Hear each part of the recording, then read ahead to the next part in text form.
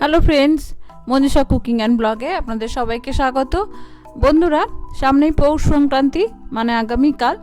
তো ভাবলাম আপনাদের সঙ্গে একটা পিঠে রেসিপি শেয়ার করি। আমি আজকে আপনাদের সঙ্গে শেয়ার করব গোকুল পিঠে। কিন্তু সাধারণত আমরা যেভাবে গোকুল পিঠে করি, আমি কিন্তু সেভাবে করিনি, অন্যভাবে করেছি। তো আশা করি আপনাদের ভালো লাগবে। তো চলুন শুরু করি। আমি এখানে একটা কড়াইতে নিয়েছি 1 চামচ ঘি। এখানে নিয়ে নিচ্ছি 100 গ্রাম সোনা মুগের ডাল। ডালটা আমি একটু লাল লাল করে ভেজে নেব। ঘিয়ে ভাজছি, ঘিয়ে ভাজলে এর একটা সুন্দর গন্ধ বেরোবে আর খেতে ভালো লাগবে, তাই জন্য ঘিয়ে ভেজে নিচ্ছি। দেখুন লাল লাল করে ভেজে নিয়েছি, এর থেকে বেশি ভাজার কিন্তু দরকার নেই। তবে এটা কিন্তু আর আমি ধোবো না। এবার আমি এটা সেদ্ধ করে নেব। দেখুন একটা বাটিতে আমি ডালটা নিয়ে নিয়েছি, অল্প জল দিয়ে প্রেসার কুকারে দিয়ে দিচ্ছি। আপনারা চাইলে কড়াইতেও কিন্তু সেদ্ধ করে নিতে পারেন, তবে এমনভাবে সেদ্ধ করবেন যেন একটু দানা দানা থাকে। এবার ডালটা সেদ্ধ হতে হতে আমি একটা কড়াইতে নিয়ে নিচ্ছি একটু চালের গুঁড়ো। চালের গুঁড়োটা আমি মিনিট খানেক একটু ভেজে নেব। এবার দিয়ে দিলাম খুব সামান্য 1 চিমটে নুন। এবার নুনটা আমি একটু মিশিয়ে নেব।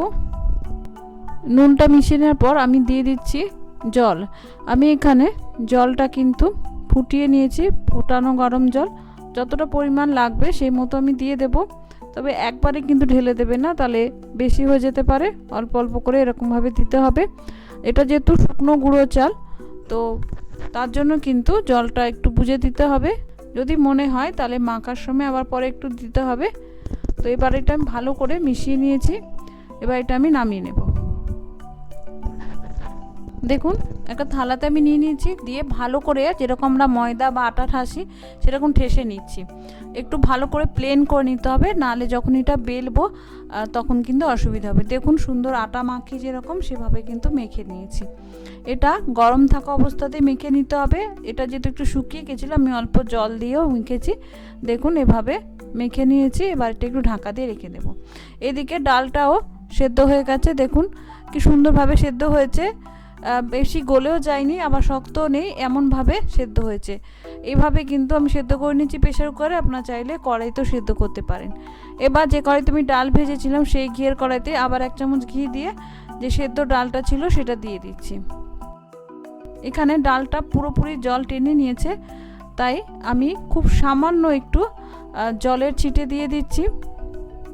তাহলে কি হবে, ডালটা একটু নাড়তে সুবিধে হবে। এবার আমি একটা গোল হাতা দিয়ে বা আপনারা চাইলে একটা বাটি দিয়ে বা ওরকম একটা কিছু দিয়ে ভালো করে ডালটা একটু ঘুটে নেব বা ভালো করে একটু স্ম্যাশ করে নেব, যাতে ডালগুলো যে একটু দানা দানা আছে সেগুলো ভালোভাবে গলে যায়। দেখুন ভালোভাবে গলে গেছে সুন্দর করে। এবার আমি এতে দিয়ে দিচ্ছি মিষ্টি।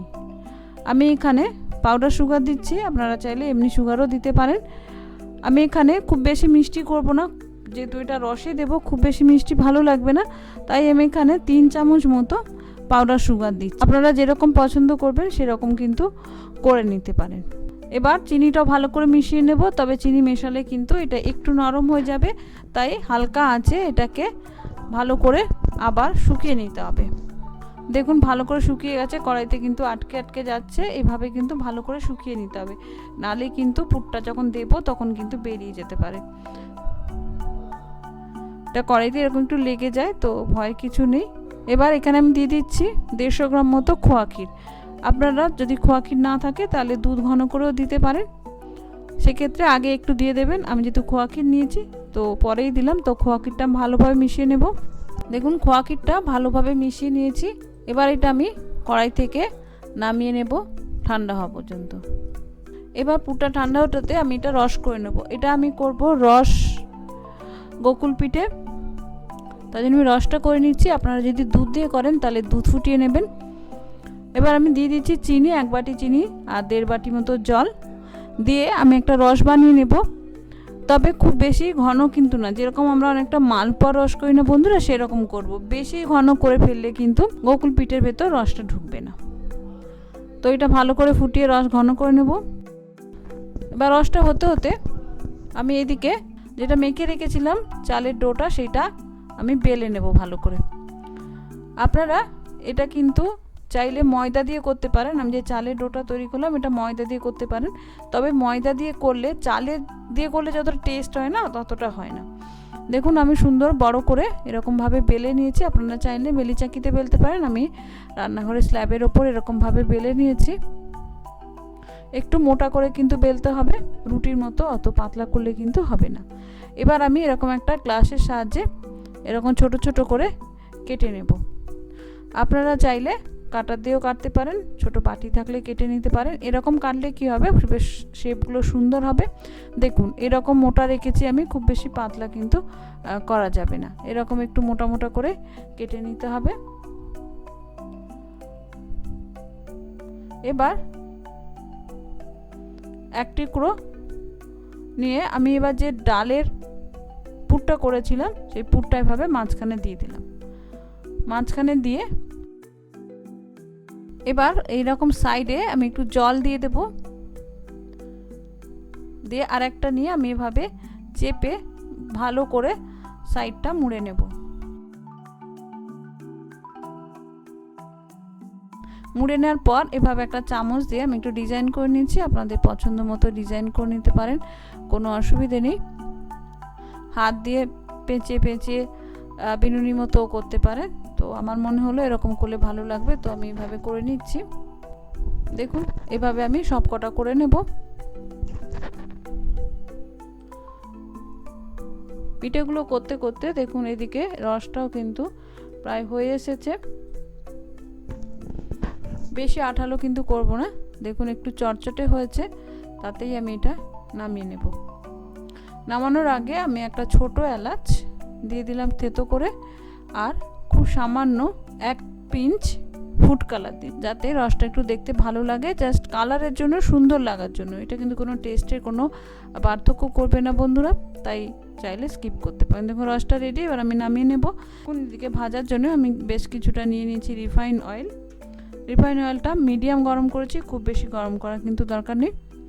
এবার গোকুল পিঠেগুলো যেগুলো আমি গড়ে রেখেছি সেগুলো দিয়ে দিচ্ছি। এগুলো খুব বেশি হাই ফ্লেমে যেরকম ভাজার দরকার নেই, তেমনি লো ফ্লেমে ভাজারও কিন্তু দরকার নেই। মিডিয়াম ফ্লেমেই ভাজলে একদম পারফেক্ট থাকবে, কারণ চালের গুঁড়োটাও কিন্তু আমি একটু সেদ্ধ করে নিয়েছি, আবার ভেতরে পুরো সেদ্ধ, তা খুব বেশি তার জন্য আর লো ফ্লেম করার দরকার নেই। তো মিডিয়াম ফ্লেমে আমি এটা ভেজে নেব। দেখুন একদিকটা হয়ে গেছে, তো আমি একটু উল্টে দিচ্ছি। বন্ধুরা এটা কিন্তু ময়দা দিয়েও করা যায় আমি বললাম, তবে চাল দিয়ে করলে যতটা ভালো ক্রিপসি মুচমুচে হয়েছে সেরকম কিন্তু হয় না। দেখুন দুদিকটা হয়ে গেছে সুন্দর, আর দেখে এত সুন্দর লাগছে না। এগুলো কিন্তু ভাজাও খেতে ভালো লাগে, আমরা কিন্তু কয়েকটা ভাজাও খেয়েছি রসে সবকটা না দিয়ে, আমার শাশুড়ি মার তো দারুণ লেগেছে। দেখুন সুন্দরভাবে হয়ে গেছে। এবার এটা আমি রসে দিয়ে দেব। রসে দিয়ে আমি এটা ঘন্টাখানেক রেখে দেব। দেখুন বন্ধুরা ঘন্টাখানেক রাখার পরে আমি রস থেকে তুলে নিয়েছি। এগুলো খুব বেশি নরম কিন্তু হবে না, তুলতুলে, বেশ একটু মুচমুচে হবে, রসালো হবে, সেরকমই খেতে কিন্তু ভালো লাগে। বেশ দারুণ টেস্টি হয়েছিল খেতে। যারা নারকেলের পুর দেওয়া গোকুল পিঠে পছন্দ করেন না বা নারকেল খাওয়া অসুবিধে, তারা কিন্তু অবশ্যই এই পিঠেটা একবার ট্রাই করে দেখতে পারেন। সামনে পৌষ সংক্রান্তি, তো পিঠে পুলির তো সময়, শীতকাল, তো অবশ্যই বাড়িতে একবার ট্রাই করে আমাকে জানাবেন কেমন হলো। ভালো থাকবেন সবাই, পৌষ পার্বণ পালন করুন। সবাইকে পৌষ সংক্রান্তির শুভেচ্ছা জানিয়ে শেষ করলাম আজকে ভিডিও। নমস্কার, ধন্যবাদ, ভালো থাকবেন।